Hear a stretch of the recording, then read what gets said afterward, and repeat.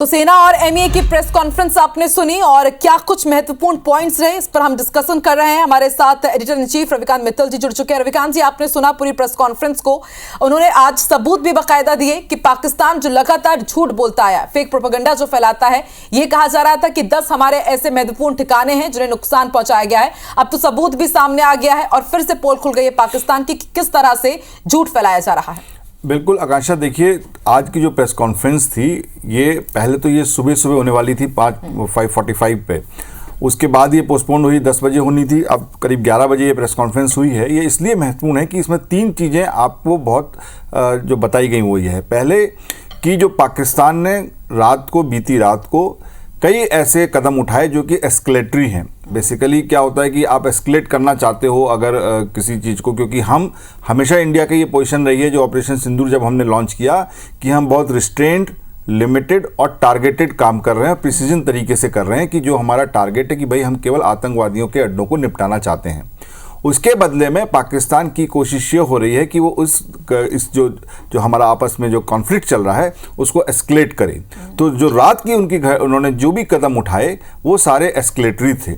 उसमें हमें कुछ डैमेज हुआ जो कि उन्होंने प्रेस कॉन्फ्रेंस में बताया, लेकिन जो बड़े डैमेजेस की पाकिस्तान जो क्लेम कर रहा था उसका भी प्रूफ देके उन्होंने बताया कि वो केवल कोरी बकवास कर रहा है, झूठ फैला रहा है और ऐसा कुछ हुआ नहीं है, कोई मेजर डैमेज पाकिस्तान कर नहीं पाया। दूसरा, भारत ने आज फिर केवल बराबरी का उसको जवाब दिया है। अभी भी हम रिस्ट्रेंड हैं और जो वो चीज़ वो हमारे ऊपर टारगेट कर रहा है हम केवल उसी का ही जवाब दे रहे हैं, हम एस्केलेशन में नहीं जा रहे हैं। लेकिन चूंकि उसने इस तरह का दुस्साहस किया, हिमाकत की कि हमारे कुछ एयर जो सिविल एविएशंस और उस चीज़ को जो उन्होंने टारगेट किया, तो हमने उनके भी कई एयर बेसिस को निस्नाबूद किया है उनको, और हमने प्रिसीजन टारगेट लेके उनको ख़त्म किया है। और तीसरा उनका कहना था, जो लगातार प्रेस कॉन्फ्रेंस में जो विदेश सचिव हैं वो ये कह रहे हैं कि पाकिस्तान इस बात को ढूंढ के ऐसे लोगों को टारगेट कर रहा है जिससे कि भारत के समाज में आपसी वैमनस्य बढ़े।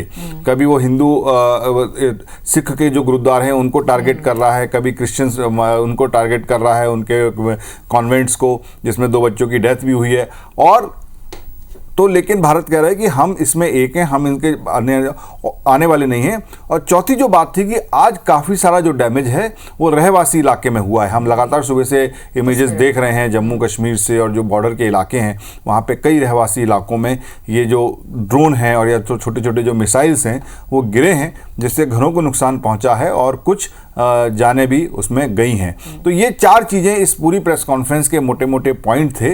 लेकिन पूरा एक के जो उसका भाव ये था कि अभी भी भारत बहुत संयम से काम कर रहा है और अभी एस्केलेट नहीं करना चाहता है, लेकिन अगर पाकिस्तान इस बात पर आमादा ही होगा तो फिर उसको पूरी तरीके से जवाब दिया जाएगा। बिल्कुल, और जवाब दिया भी जा रहा है। रविकांत जी, हमने 4 एयरबेस उनके तबाह कर दिए हैं और जिस तरह से झूठ लगातार पाकिस्तान की तरफ से परोसा जा रहा है उसका भी पर्दाफाश हो गया है इस प्रेस कॉन्फ्रेंस के साथ। लेकिन रविकांत जी, एक प्रतिक्रिया मैं सुनाती हूं जो जनरल कुरैशी ने यहां पर कहा कि वो यही चाहते हैं कि अब आगे स्थिति ना बिगड़े, तनाव कम हो, लेकिन यदि पाकिस्तान चाहेगा तभी ये हो पाएगा। वो भी हम रिएक्शन सुनाते हैं और उसके बाद उस पर भी चर्चा करेंगे।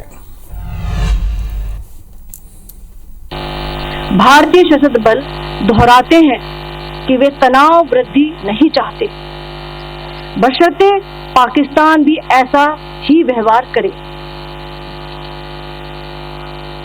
आखिर मैं आपको कुछ वीडियो दिखाना चाहती हूँ जहां पर इंडियन आर्मी के वेपन्स एलओसी पर पाक के सर, ये साफ है, कहा जा रहा है कि तनाव वृद्धि नहीं चाहते हैं, बशर्ते पाकिस्तान भी इसी तरह का व्यवहार करे। और ये शुरू से ही क्लियर था बहुत सर कि हमने उनके आतंकी ठिकानों को नेस्तनाबूद किया था, लेकिन वो किस तरह से रिहायशी इलाकों को निशाना बना रहे हैं। तो आपको लगता है कि अब ये जो कहा गया तनाव वृद्धि नहीं चाहते हैं, तो इससे शायद बीच का रास्ता कुछ निकल पाएगा? देखिए, एकदम पहले दिन से ये क्लियर है। अब जब हमने ये ऑपरेशन सिंदूर लॉन्च किया था 3 दिन पहले, तब हमने उस समय भी ये कहा था कि देखिए, और हमने पूरे सबूतों के साथ दिखाया था कि जिसको हमने निशाना बनाया वो ना क्या कहते हैं पाकिस्तान के सिविल स्ट्रक्चर्स थे, या वो किसी हमने सैन्य ठिकाने को वहाँ पे हमने निशाना बनाया, या उनके किसी ऐसी चीज़ों पे हमने निशाना किया जिससे कि बात बढ़े। हमने केवल आतंकवादियों की जो ट्रेनिंग ट्रेनिंग जो सेंटर थे और जहाँ पे उनको रिक्रूट किया जाता था, उनको उन जगहों को हमने किया, पूरे प्रूफ के साथ दिखाया। और हमने अगले दिन देखा भी कि किस तरीके से उन आतंकवादियों का जनाजा निकला। जो अभी भी जो बच गए थे उसमें उन लोगों ने फतह पढ़ा, उसमें आखिरी नमाज पढ़ी, जिसमें फोर्स भी दाखिल हुई। तो हमारी तरफ से एकदम क्लियर था कि हमारे टारगेट में कौन है। लेकिन पाकिस्तान के पास हमारे देश में के लिए क्या टारगेट हो सकते हैं? हम कोई ऐसा काम तो करते नहीं है। तो वो जो रिएक्शन कर रहे हैं वो हमारे सिविल स्ट्रक्चर्स को, जो हमारे नागरिक, आम नागरिक हैं, उनके उस पर हमला कर रहे हैं। वो दुस्साहस कर रहे हैं कि हमारी जो डिफेंस की जो पूरा सेटअप लगा हुआ है बॉर्डर पर, उस पर वो निशाना बना रहे हैं। हमारे जो सिविल एविएशंस के जो इंफ्रास्ट्रक्चर है, एयर बेसिस हैं, उस पर वो कोशिश कर रहे हैं। तो इसलिए भारत ने दोबारा कहा है कि देखिए, हम एस्केलेट नहीं करना चाहते हैं। हमारा जो मामला था, हम अपने दुश्मनों का बदला लेना चाहते थे, वो हम ले चुके हैं। लेकिन अब आप केवल आपको बदला ही लेना है और उसका जवाब ही देना है। उसमें अगर आप इस तरह का काम करोगे तो ये ठीक नहीं है। हम एस्केलेशन नहीं चाहते हैं। अगर एस्केलेशन होता है तो उसका पूरा जिम्मेदारी जो होगी वो पाकिस्तान की होगी। ये भारत बार बार उसको कहना चाह रहा है, पाकिस्तान को भी चेता देना चाह रहा है और दुनिया भर के देशों को भी चेता देना चाह रहा है कि देखिए, पूरी जिम्मेदारी और गंभीरता के साथ भारत काम कर रहा है। लेकिन अगर ये पाकिस्तान कुछ दुस्साहस करता है तो सारी जिम्मेदारी फिर वो पाकिस्तान की रहेगी।